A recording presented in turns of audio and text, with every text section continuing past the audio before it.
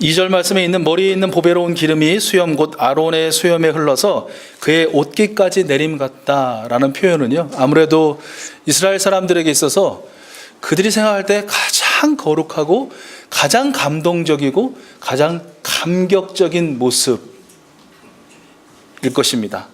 세상에 둘도 없을, 그리고 자신들이 경험한 그 어떠한 거룩함의 표현, 또 감동적이고 감격적인 모습은 이것보다 더할 수 없다라는 것이죠. 그러니까 쉽게 말하면 오늘 우리에게 있어서 우리가 경험할 수 있는, 우리가 볼 수 있는, 목격할 수 있는 최고의 거룩한 모습은 뭐냐? 정말 마음이 저려오고 이렇게 막 이 피부가 올라오도록 감격스러운 모습은 뭐냐? 그것은 바로 제사장의 위임식 때 이렇게 기름을 부어서 안수하며 그 기름이 감격스러워하는 그 사람, 그리고 그것을 바라보는 모든 백성들의 마음에 쭉 흘러서 옷깃까지 다다른 그런 모습이다 라는 것이고요. 3절 말씀에 헐몬의 이슬이 시온의 산들에 내림같이 거기서 여호와께서 복을 명령하셨나니 곧 영생이다 라는 건 어떻게 보면 또 역시도 이스라엘 사람들에게 있어서 세상에서 찾아볼 수 없을 가장 아름답고 또 영광스러운 모습의 그들만의 표현이다라고 그렇게 생각해 볼 수 있을 것 같습니다.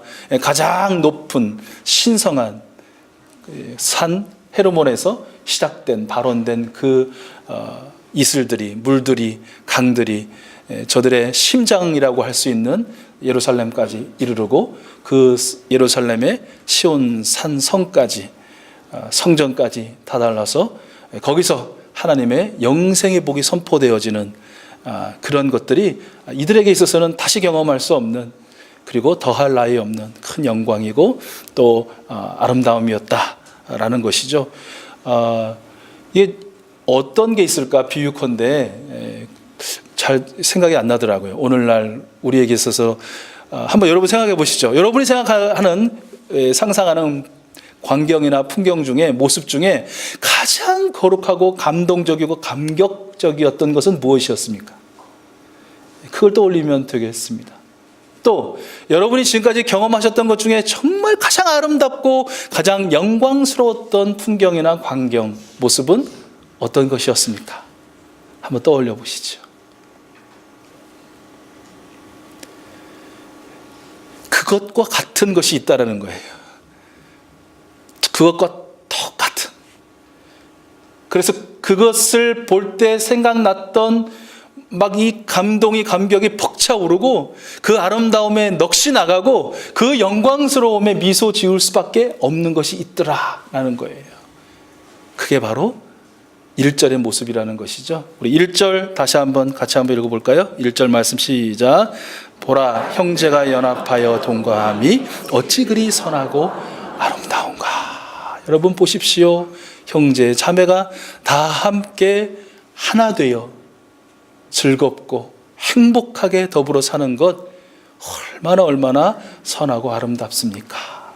여러분이 상상하는, 여러분이 보았던 그 어떠한 모습과 풍경과 광경보다 더 거룩하고 더 감격스럽고 더 아름답고 더 영광스러운 모습입니다 라고 노래하고 있는 것이죠. 오늘 이 시편 133편의 표제어를 보면 두 가지가 나오는데요. 제목을 보면 하나는 다윗의 시 그랬어요. 그러니까 다윗이 지었다라고 밝히고 있는데요. 다윗은 사실 가정생활이 그렇게 썩 행복하고요.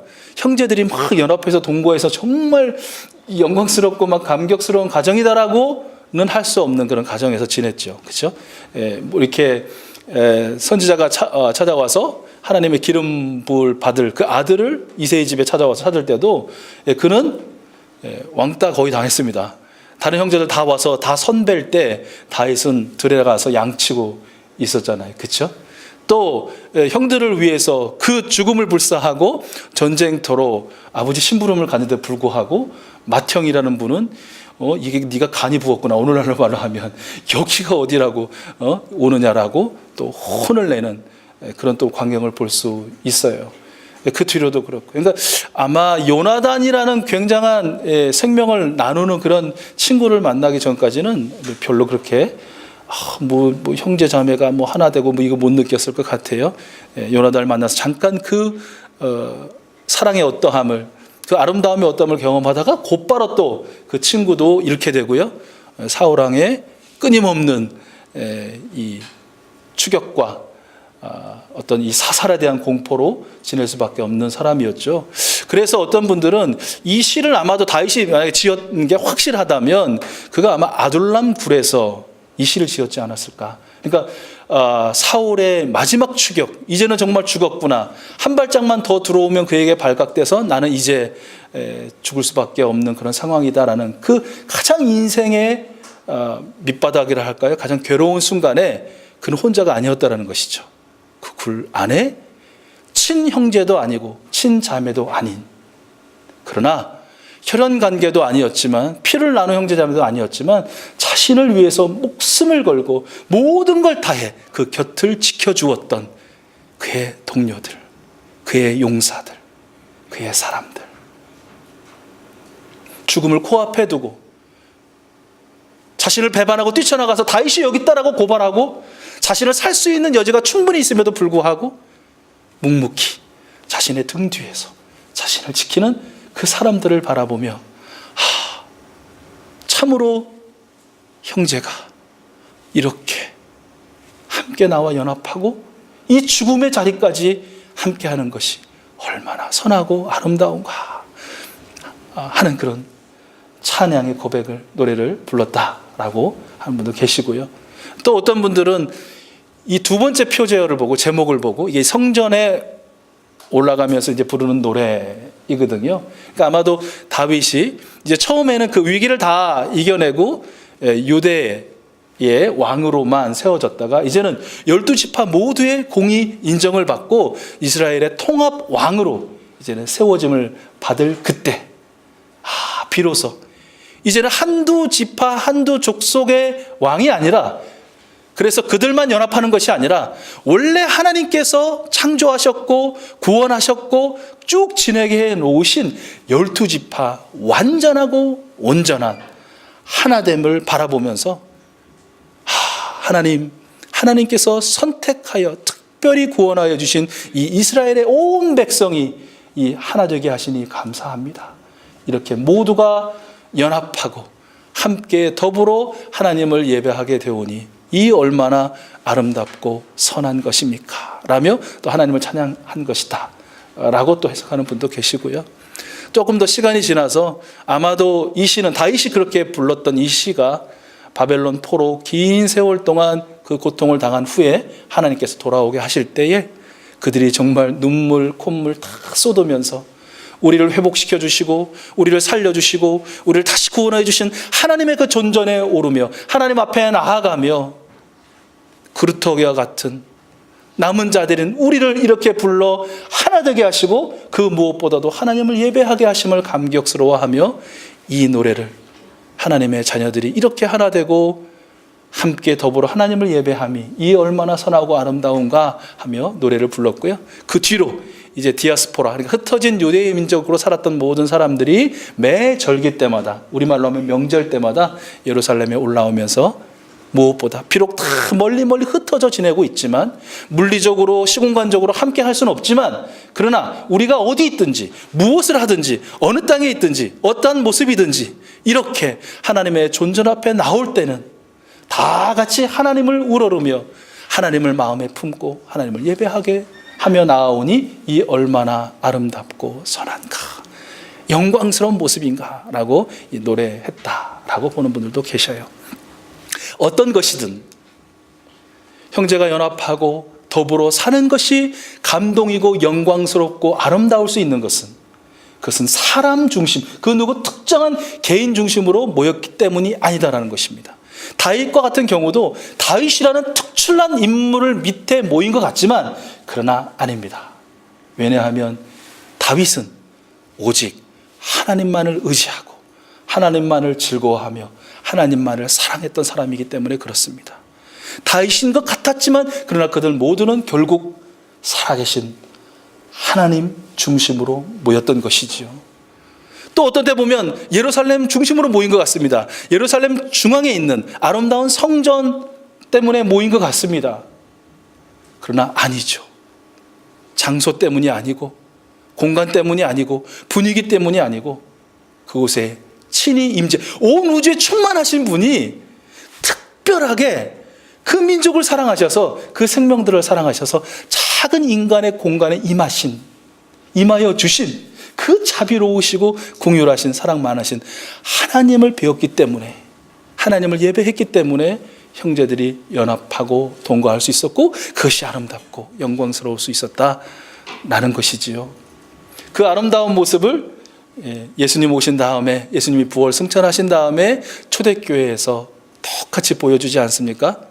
그들이 함께 모여 떡을 떼며 예배를 드리며 함께 식사를 하고 하나님을 찬미하여 또 날마다 기도하고 하나님의 영광을 구할 때 하나님께서 믿는 사람들을 더해 주신다. 그 특별한 베드로나 야고보라는 초대교회의 강력한 카리스마를 가진 지도자 중심으로 모인 것 같지만 아니요. 만약에 사람 중심으로 모였으면 그 모임도 아마 이루어지지 않았을 것이고요. 잠깐 이루어진 것처럼 보였어도 그 사람이 사라지는 순간, 죽는 순간 와장창 그 공동체는, 그 연합은 다 깨지고 말았을 것입니다. 그들이 어떤 특정한 장소 때문에 모였다면 그 장소가 있는 한 잠깐은 잘 연합하는 것 같고 그곳에 모였기 때문에 더 아름다워 보였겠지만, 그러나 그 장소가 사라지는 순간 그들 또한 그 연합이 깨어지고 다 흩어지게 되었을 것입니다. 오직 하나님, 오직 예수 그리스도의 그 은혜 때문에 그들이 함께 모였고 함께 살았고 함께 지냈기 때문에 그것이 더욱더 공고하게 연합이 되었고 그것이 너무나 감격스럽고 아름다웠고 그 영광이 오늘날 온 세계 열방과 족속 가운데 로 믿습니다. 그 영광의 빛으로 말미암아 그 영광의 빛의 수혜자로 오늘 저와 여러분이 있는 줄로 믿습니다. 오늘 참 이게 여러분은 거기서 항상 이렇게 저만 바라보니까 뭐 그 크기가 어떠실지 모르겠는데 저는 이제 단에서 항상 이 여러분 모두를 바라보기 때문에 매주 느끼는 그런 감동과 감격이 큽니다. 특별히 그 감동과 감격이 큰 것은 우리가 저나 목회자나 아니면 뭐 우리 어떤 장로님이나 어떤 권사님이나 어떤 사람 때문에 이곳에 있는 것이 아니고 또 이것이 특별하게 막 거룩하고 구별된 이곳이 아니면 안 되는 곳이기 때문에 모이는 것이 아니라 여러분의 창조주이신, 여러분의 구원자이신, 그리고 또 지금도 임마누엘로 함께 하시고 이제 곧 다시 오실, 그래서 우리를 영원한 하나님의 나라로 인도하실 성삼위 하나님 때문에, 오직 그분 때문에 여기 계시고 여기 모이고 여기 힘쓰고 여기 예배하고 여기 찬양하는 그 모습이 너무너무 감격스럽고 감동스러운 것입니다. 그래서요, 여러분도 그러시겠지만 지금 제 눈에는 지금 계신 여러분만 보이는 게 아니라 그 누구 때문에도 아니고 이 장소가 아니지만 그야말로 베트남 바로 그곳에서, 하노이에서, 중국에서, 또 지방에서, 군에서 어쩔 수 없이 출근을 하고 일을 해야 되기 때문에 나갈 수밖에 없는 그 일터에서 아들을 데리고 또 갈 수밖에 없는 그 상황에 있는 그 자리에서 또 비록 내가 병상에 있지만, 침상에 있지만 지금 우리와 같은 마음, 즉 오직 성삼위 하나님 한 분만을 영화롭게 하고자 하는, 감사하는 그분들의 모습이 보인다는 것입니다. 그렇죠? 뭐 보인다는데 어떻게 할 거세요? 제가 보인다는데. 추수감사주의를 우리 지내면서 감사한 거 많잖아요. 그죠? 얼마나 많으세요? 하나 낱낱이. 우리 이따가 이제 우리 가장 젊으신 우리 목장에서 찬송 가사 중에 저는 미리 좀 들었거든요. 찬송 가사 중에 정말 이게 뭐 헤아려 다 헤아릴 수 없는 그 하나님의 사랑을 헤아려 봅시다. 그리고 찬양합니다. 그런 내용으로 찬송을 좀 하실 텐데 얼마나 감사한 게 많으세요? 그런데 2017년 추수감사주의를 보내면서 가장 감사한 건 오늘 여기 이렇게, 그리고 이 자리는 아니지만 그 누구 때문도 아니고 그 무엇 때문도 아닌 오직 하나님 때문에 모이기를 힘쓰고 간절히 기도하고 마음을 다해 찬양하며 영과 진리로 예배하는, 내가 있어서 감사하고 곁에 계신 분들이 있어서 감사하고 또 영혼의 손을 잡게 만드는 우리 귀한 분들이 있어서 감사한 그 감사와 감격이 더욱 오늘 이후로 커지는 우리 익수수 교회 공동체 될 줄로 믿습니다. 그럴 수 있는 방법이 무엇일까요? 딱 하나. 더욱 사랑. 더욱 사랑.